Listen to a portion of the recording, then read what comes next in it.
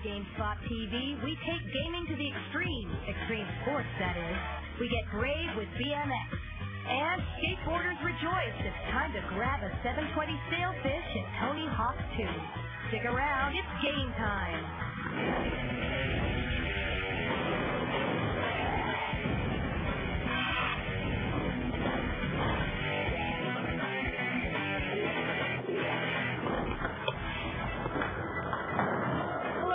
GameSpot TV, I'm Kate Sutton. And I'm Adam Setzler, and we're here at the Van Skate Park in Milpitas, California. Well, skateboarding's been around for a really long time, but now it's considered an extreme sport with some great video games based on it. And other extreme sports have their video games as well, which allows you to participate in them all without getting your face broken. But it's better than the real thing.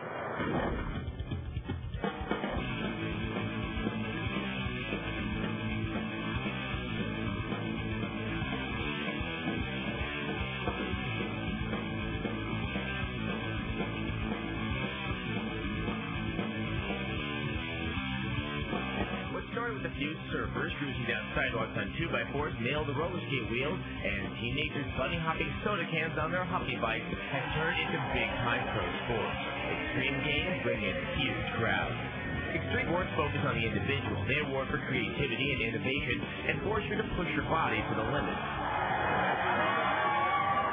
Now that extreme sports are in the mainstream, extreme athletes aren't only sponsored by major equipment and clothing manufacturers. They've got their own video games, too. Extreme games become as popular on consoles as football and basketball. I might be biased, but I think they're so much more visually stimulating than other sports. The modern era of extreme video games hit a new level of realism with snowboarding titles like 1080. The graphics and gameplay entice snowboarders and non-snowboarders alike to catch a chill in their living rooms.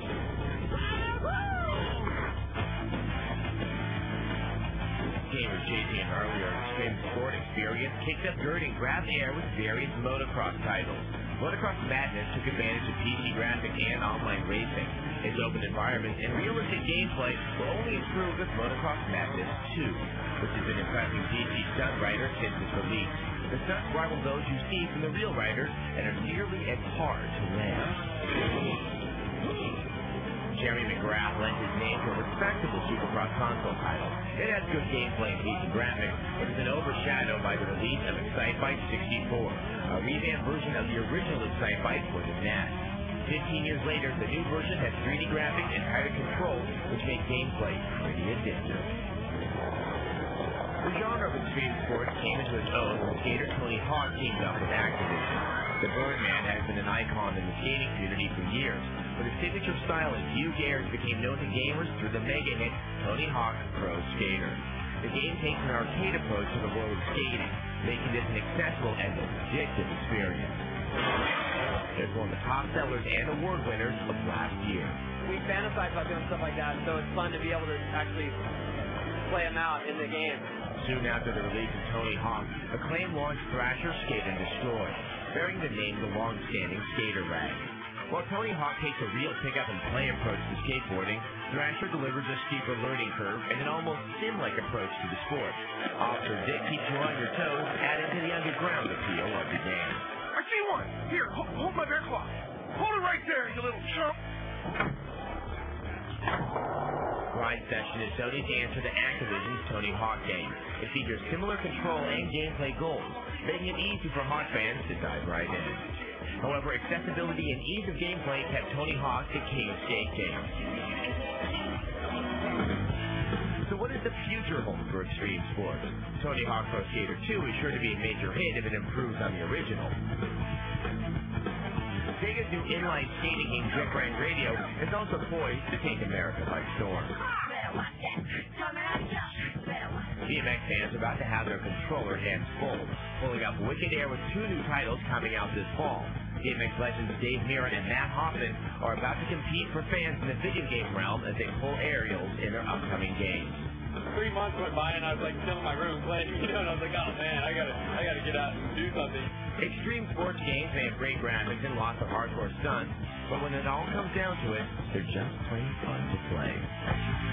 So that's some of the current crop of extreme titles out there, but don't worry, we're going to have more with Tony Hawk, Dave Mirra, Matt Hoffman later on in the show. Yeah, that's all on its way. But first, go to the GameSpot TV website, and while you're there, take our poll and let us know which extreme sport will definitely not make it to video game format. Full contact foosball. Or power walking. Teddy bear wrestling. Or maybe just good old hacky stacking. Coming up on GameSpot TV, we run from the man in Jet Grind Radio, and we catch air in a new snowboarding title from ESPN.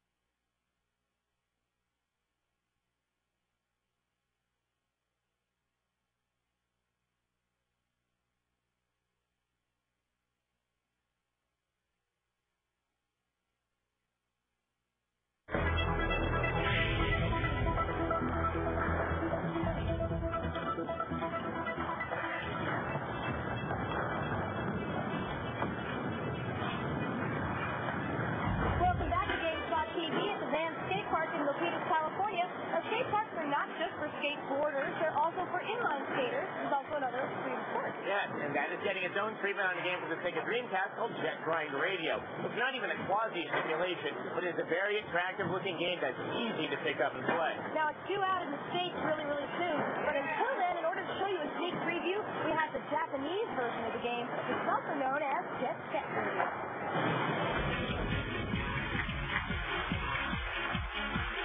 There are many things that will make Jet Grind Radio unique, but the most obvious is the graphics. The environments and characters aren't made up of that many polygons, but those are polygons that you're looking at.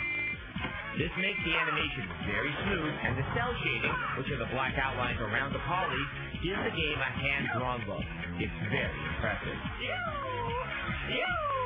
The game itself involves you inline skating around the near-future city of Tokyo-to, and tagging it up is part of your gang, the GGs. You'll meet resistance to your urban ambitions in the form of rival taggers and the police. The police come in many forms, but are led by Officer Onimusha, brandishing a pistol and a cloud across shadow. With a time limit and a life bar, you must maintain a large enough supply of spray paint cans to tag all the designated areas. The controls are sublimely simple and are subjected to increasingly difficult executions as the game progresses, which makes are accomplished merely by getting enough air. The game seems consistent with the Dreamcast's steady supply of inventive games designed to have something for everybody. While this is the Japanese version, the American one will be little changed. Look for Jet Grind Radio later in the fall. Now, the music for Jet Set Radio has been widely praised, and it will be there for Jet Grind Radio. In addition to 2 songs, one from Jurassic 5 and one from Rob Zombie, both for a brand new city just for Jet Grind Radio. Now, a lot of skaters like to snowboard, so it's with them in mind that we're looking at a new snowboarding game from Konami. Getting sick air doesn't sound like a very appealing proposition unless you happen to be snowboarding, in which case sick means healthy and air means how well you're defying gravity. In ESPN's X Games Snowboarder, Konami brings the concept of sick air to your PlayStation 2, so you'll never have to acquire equipment, freeze your toes, or fall on your butt. You can do it all from the warmth of your comfy couch. The game's scoring system is based on that used for the X Games. Points are awarded for the creativity of your trip, execution, and landing. So if you crash into a snowbank, you still get points for how nicely you flew before your unfortunate demise. Graphically, the game stands out as one to see. Loose flapping clothes, real-time snow trails, and victory animations make the visuals optically pleasing. The opportunity of playing in the Pro Boarder and the Pro Boarder's usual gear will make the title more dynamic, though Konami has yet to announce which players will be gracing the game. If you can or choose not to get out to the trails this winter, ESPN X Games Snowboarder will be out in November for those looking to be experienced. Coming up on GameSpot TV, we take you beyond the bikes with a preview of the upcoming Dave Mirra and Matt Hoffman BMX titles, and we hit the streets and subway with Grind Sessions' John Cardiel. I'm Tony Hawk and you're watching GameSpot TV. We're not Tony Hawk, but I will be someday. This is great.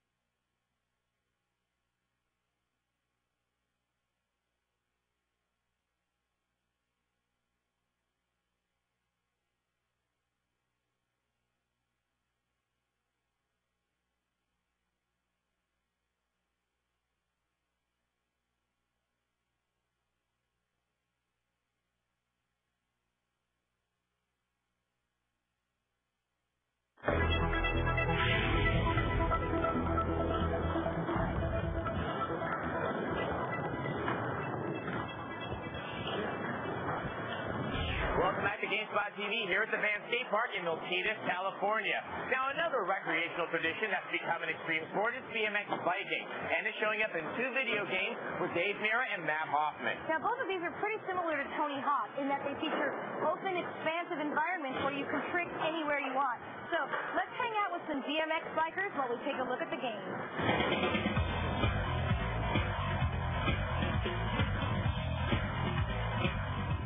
Extreme sports fans have been pretty much chomping at the bit for a good BMX title since before Dave Mirra took off his training wheels. Now, the success of titles like Motocross Madness and Tony Hawk's Pro Skater have clued publishers into the fact that others are clamoring for extreme titles as well. Now, regardless of how well these games actually sell, they're a total blast to play. BMX god Dave Mirra has a new game under development, and we got a sneak peek from the producer. Take a look.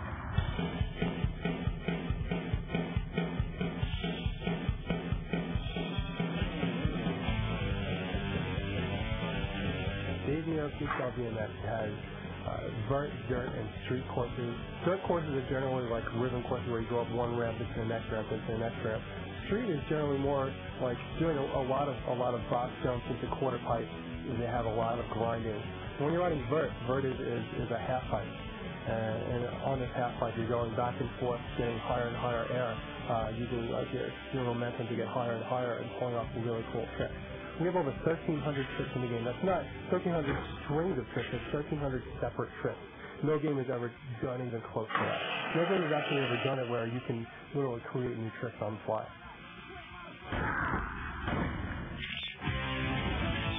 Kids are influenced by a lot of the games that they play. That's why actually they wear helmets in the game.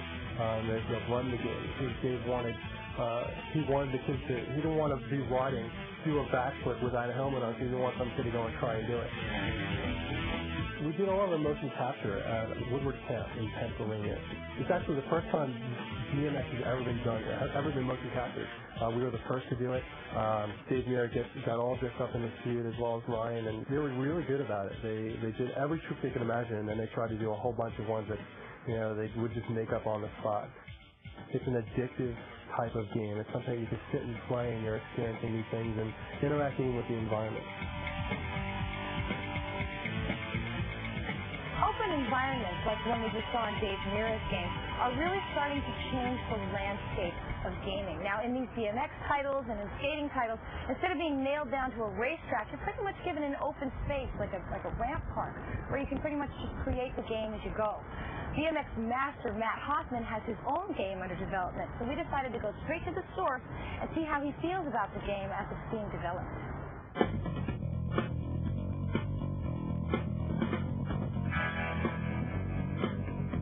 My involvement is just basically just making sure that it's all the tricks are right and putting all the tricks in there, just making sure that the authenticity and accuracy is perfect. You can do tricks that you could never do in real life on the video game, just because you can combine them and whatever you can think up, you can actually implement into your character that you're playing. So now I'm starting to get a little irritated because my character can do more stuff than I can actually do, so I'm like, getting all frustrated trying to go out and learn on my bike for real, It's funny because I'll be playing in my office, I'll be playing the game, and in the back is and I'll be playing it in the simulated course that is my park, because they've actually recreated my park in the back in the video game. So I'll be like, go back in the park and try the same trick on the same ramp, for real. It's pretty funny.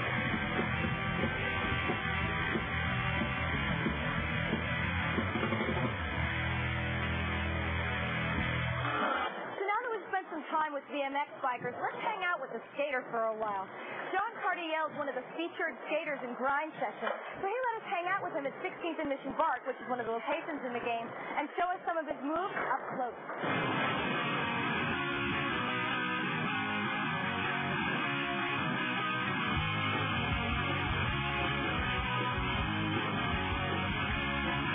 I love playing video games.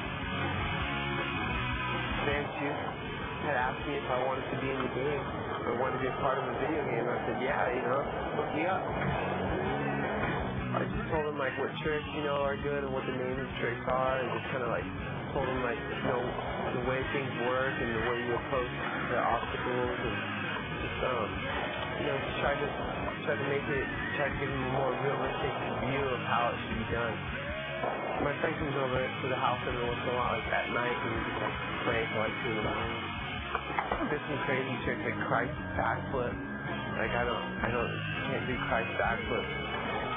Or judo air is like if you just doing it the backside air, and you kick out one foot. It's called a judo air because it's you kick and you do the judo kick. Now it's kind of you don't wear pads. Everybody just kind of loose and they're just cruising around or skateboarding in the streets and finding stuff to do. people are going to a lot more crazier moves and stuff. The same tricks that you do in the street, you want to be able to like do it on the game and have it like really react the same, you know, like so it's a real interpretation of what it would be like skateboarding. I like playing Day One a lot. Day One can do like a lot of street maneuvers and it looks really cool. Like I just like the way Day One skates because it's like contrast to like what I do. Like I like to skate a lot of ramps. He likes skating a lot of street things, and like I have a lot of admiration for his ability. It's obviously not real skateboarding in the game. Skateboarding for real is just total like real feelings, you know? And then skateboarding in the game is just like fun. Coming up on GameSpot TV, we get Vert with a preview of Tony Hawk's Pro Skater 2. And we've got a few cheats to pull you out of the dirt in Motocross Madness 2.